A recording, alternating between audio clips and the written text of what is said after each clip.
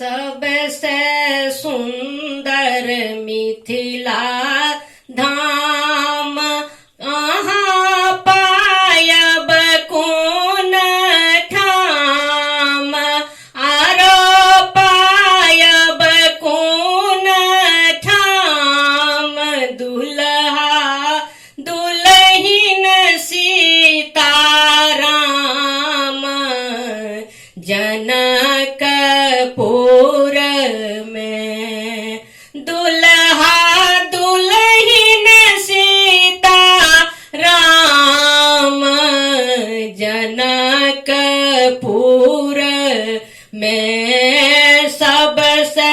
सुंदर मिथिला धाम सबसे सुंदर मिथिला धाम आरो पायब कोन ठाम आरो पायब कोन ठाम दुल्हा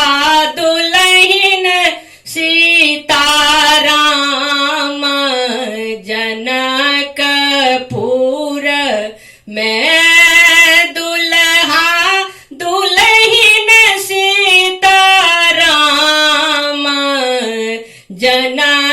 जनकपुर में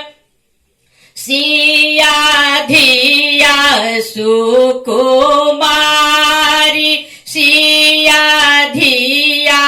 सुकुमारी ओ छथि जनक दुलारी ओ छथि जनक दुलारी राम जी के लन ससुरारी जनकपुर में राम जी के लन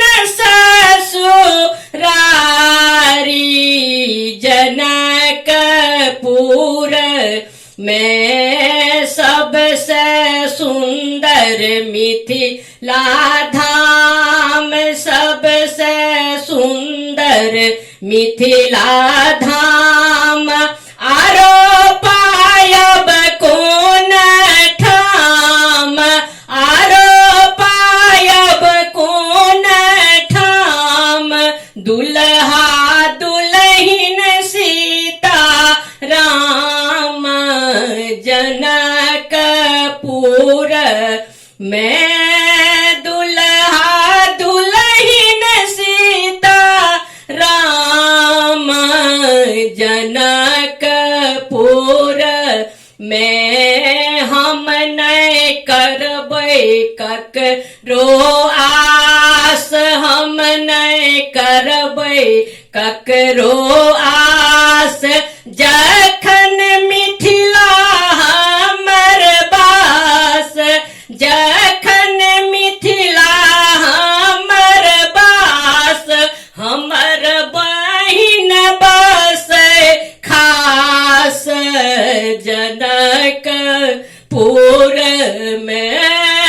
हमर बहिन बस खास जनकपुर में हम नहीं करबै ककरो आस हम नहीं करबै ककरो आस जखन मिथिला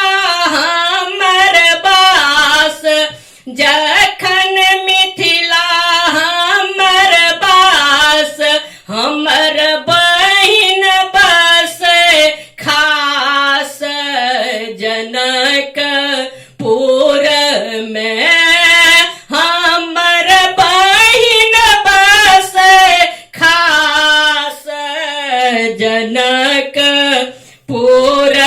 में करबै गंगा स्नान करबै गंगा स्नान धरबै जुगल मूरत के ध्यान धरबै जुगल मूरत के ध्यान जिनकर सेवक हनुमान